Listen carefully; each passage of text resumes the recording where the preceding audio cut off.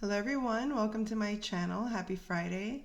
So today I wanted to talk about your divine masculine energy, divine feminine. When you realize that your true divine masculine is your shadow, you learn to love yourself a little better, a lot sooner. And you realize that as you cultivate a love for your shadow, you are also creating space for your masculine to enter into your space.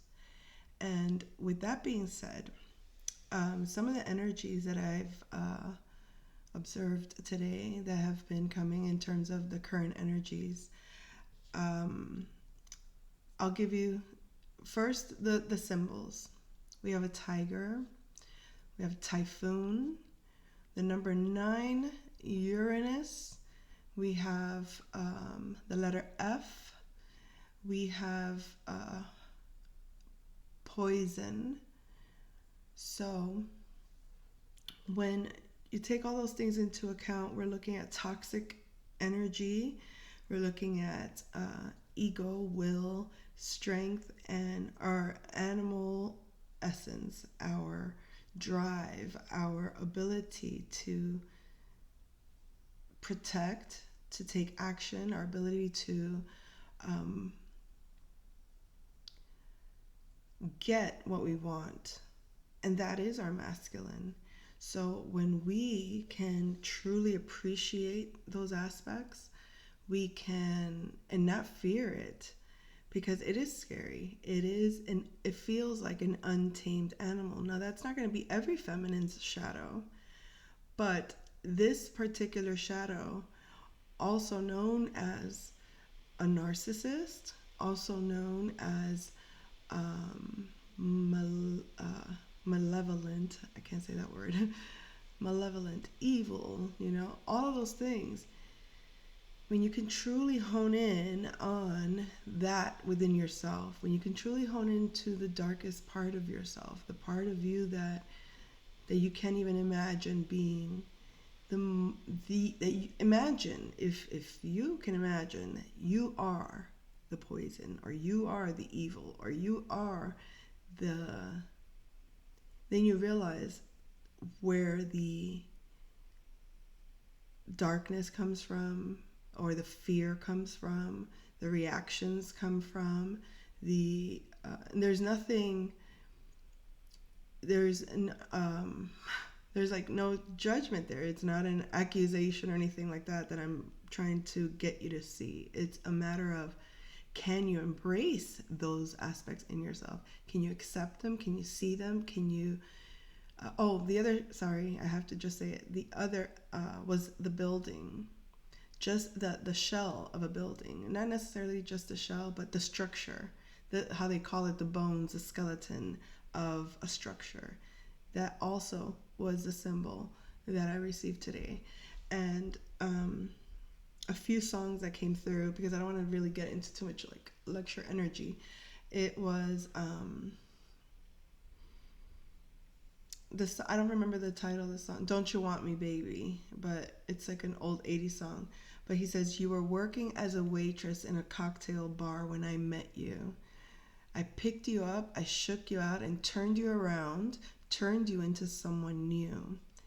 Now 5 years later on, you've got the world at your feet. Success, it's just so easy for you. But don't forget, it's me who put you where you are now, and I can put you back down too. Don't you want me? You know I don't believe it when you say that you don't need me. Don't you want me? You know I don't believe me. I don't believe you when you say that you don't see me. So, for those that love that song or know that song, I'm sure you're hearing it in your head. But those lyrics is that energy. I made you, I can break you. I picked you up, shook you out, and turned you around, turned you into someone new. Now that success is at your feet, and it's like, oh, okay. So now she comes back with a response to this. The response, divine feminine, to this masculine energy was, now I gotta get to her part. I can't remember right now.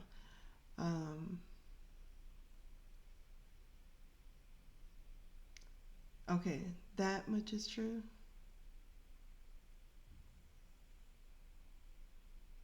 Holy shit, how did I just forget? Okay, so she's like, I was working as a waitress in a as a I was working as a waitress in a cocktail bar. That much is true. But even then, I knew I'd find a much better place, either with or without you. The 5 years we've had have been such good times. I still love you. But now I think it's time I led my life on my own. I guess it's just what I must do. So,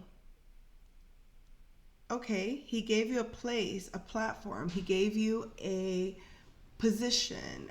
He gave you, this is this energy. And consider this a corporation saying this to you. Consider this an organization, a group of people. This is not just the person you are in love with. This is not just the person that you see a life with. This is not your just the person you're attracted to that says, "Oh my God, this powerful man is my man." This is the shadow of this powerful man. And we got to accept that. We got to see that. We got to be like, oh, okay, I have to see and understand it in myself. Where does that come from, right? That self-righteous energy of, I did this. I build you. Okay. In other words, you saw the potential in me. You created a perfect platform for me. And now that I am successful, I still love you. But I think it's time I led my life on my own. That means that's where the problem is. It's a control.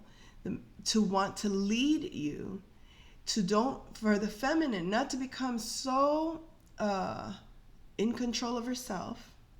A bitch is a babe in total control of herself.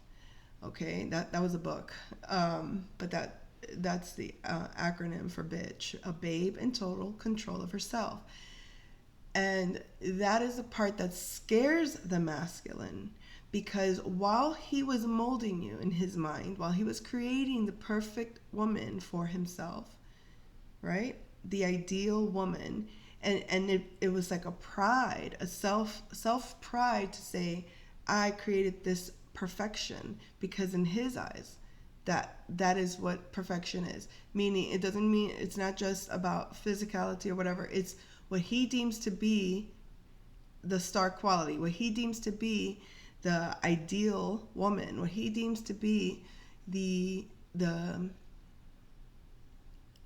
epitome, the epitome of what it is to be the woman for him. This is his version of a woman, right?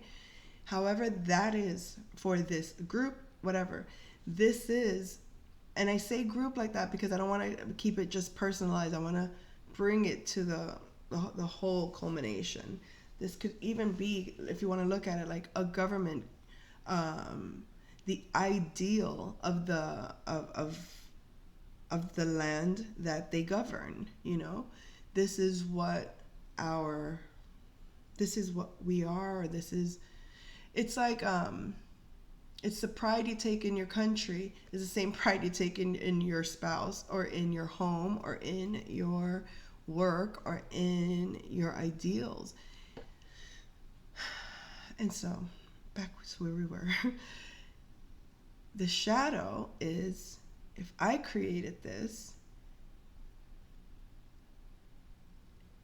and I don't have a say. The fear is not to have a say in where you go and what you do. Because if I don't agree with that, then therefore there's a conflict.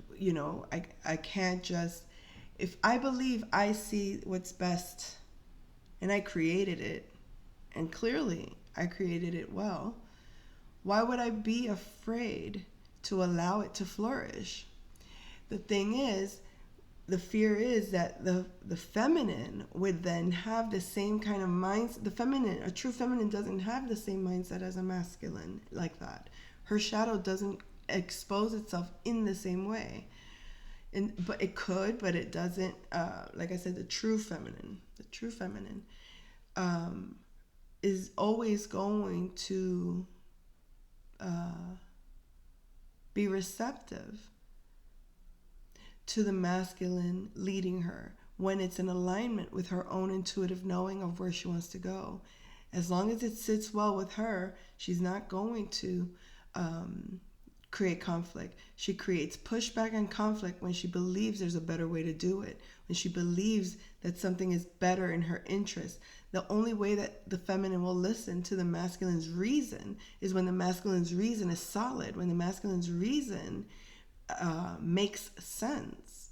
But if he can't do that for her, and she goes into her shadow, she's going to rebel and she's going to attack, or she's going to do it her way and self-sabotage, if unknowingly or maybe even knowingly, depending on how deep that shadow can be. So that's the reason why this movement of awakening, or whatever you want to call it, or this relationship dynamic evolution that's what this is about. It's about how well can we get through the conflict without destroying each other? How well can we get through the conflict keeping the goal in mind? How well can we get through any conflict and actually enjoy the process of the conflict and actually find the gift in the conflict, as opposed to taking it personally, as opposed to looking at it as now we're enemies, always keeping in mind that one team, one fight. That should be I don't want to say should be, but that would be the motto of any partnership. We're one team. It's one fight. We should all have the one fight, meaning we should all have the one thing that we stand for, and then knowing where our gifts are, knowing where our what we bring, and not sell ourselves short. So now back to going a little further into the energies. I have to give examples on my own personal experiences, right? So I received a call from an organization, and I was debating whether or not to say the name of the organization. Maybe I won't. All right. So they're offering, they asked for my opinion about their program. I gave my opinion. The director contacted me to thank me for the feedback and to let me know that, the organization is new and different, and that they have opportunities that I seem like a perfect fit for.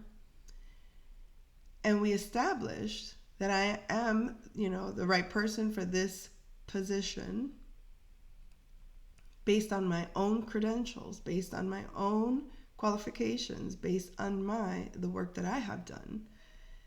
However, this conversation went on. I'm going to introduce you to this admissions person, blah, blah, blah, because we're working with this other organization, and this is the future and how things are going to need to be going forward, and you would be the right fit for this, and that's where we want to put you in. I'm like, okay, sure. Send me the information. After I had my second meeting, and they end up sending me, well, thank you for this, that, and the other. Here's the information for me to sign up to be certified in what I'm already qualified to do, so that they can then showcase me to this organization that is going to be the IT organization, creating this standard nationwide kind of thing. So basically, they want me to pay for a document and a training that they're going to give me that proves to someone else that they vet me for. Like, who are you and why do you have to be in the middle of it all? Because at the end of the day, what you already clarified is that is what I already do. So I was under the impression that they're offering me a position to work in their school, in their organization, for to be the to manage that program, right? To manage that program because I created that program. It just didn't make sense to me that after all that conversation,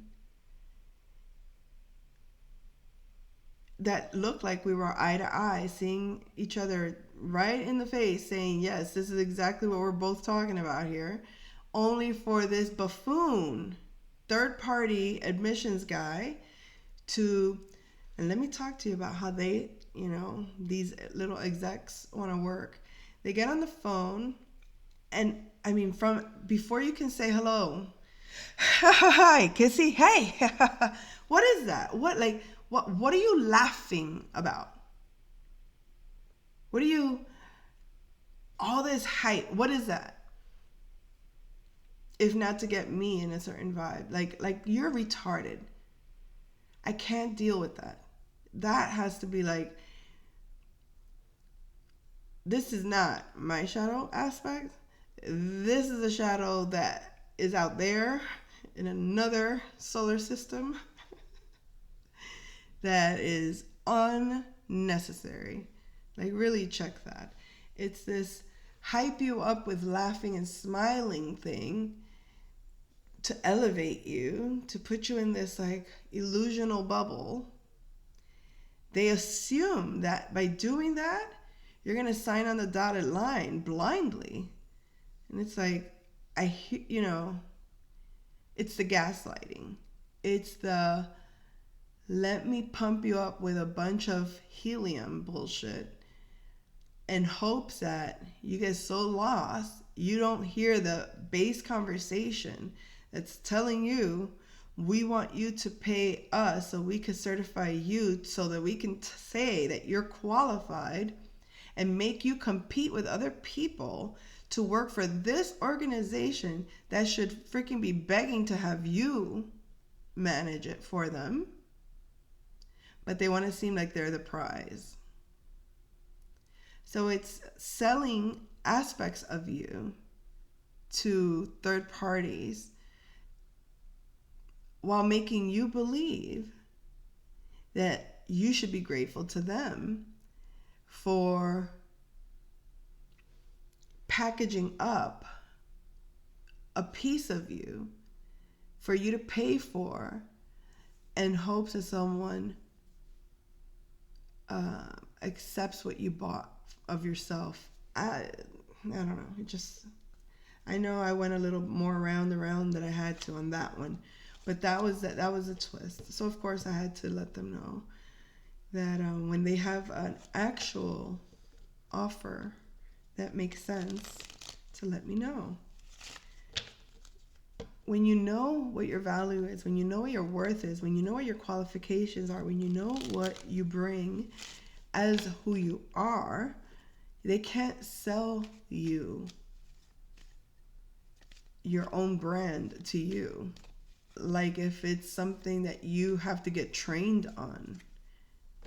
It's just embarrassing. It is. So that was the song. You were working as a waitress in a cocktail bar when I met you. But don't forget, it's me who put you where you are now, and I can put you back.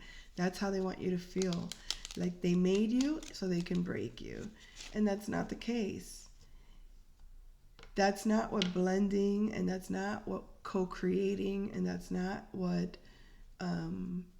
being a partnership is.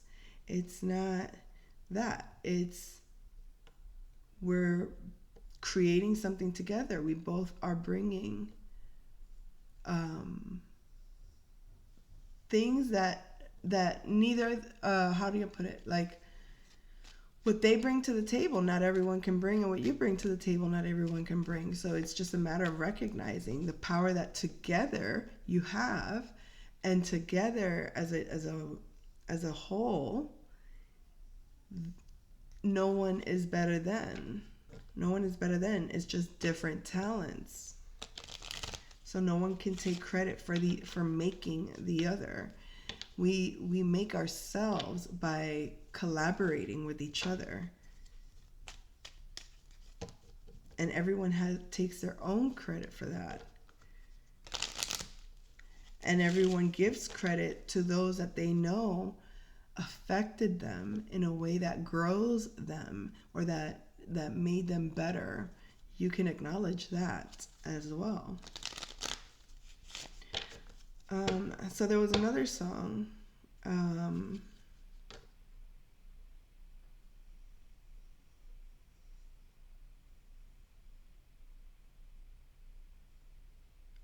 Okay, there's energy. It's more like a lustful energy. I would, let's say you're attracted to someone and they're attracted to you. Sometimes attraction can go really far in terms of how deep it can entice emotions and make you feel very much like obsessive, or make you feel a need to be close, or a need to be at all costs together. Sometimes timing is everything, because this song is about two people that were already involved, I guess, and then they find each other, and he's trying to convince her, let's just, leave these, let's like do away with where we are, with who we are, with who we're with, to be together. And that's basically the story. It's convincing. He's trying to convince her to have an affair, and those dynamics never end well, because if you have to do it in secret, those skeletons will come out. So then you might as well be honest. And a lot of times the reason people are not honest is because the change it would create to I mean, the chaos that would be created from that one change could be devastating if you don't know how to handle yourself, if you don't know how to deal with your shadow, or the shadow of those that you trigger. And that's where courage comes in. I think that's why the tiger symbol came through. Needing to be in your power, and knowing how to move, knowing where your strength is, having that courage to get what you want, with the it's like the tiger won't apologize for getting what he wants, but the human with a conscious and spoken words and contracts stating loyalty does have to act with more self-control, does have to tame their instincts or their desires to get what they want, if it means that they're hurting others in the process. A lot of Leo energy is also coming through. So, I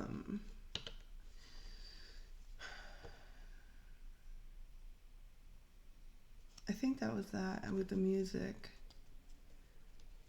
The falcon also can be a symbol. The number 333. Jack. The name Jack could be significant. Geminis could be significant. Okay. As I was saying, Geminis, this is third house energies, okay? But it's a balance of the mind.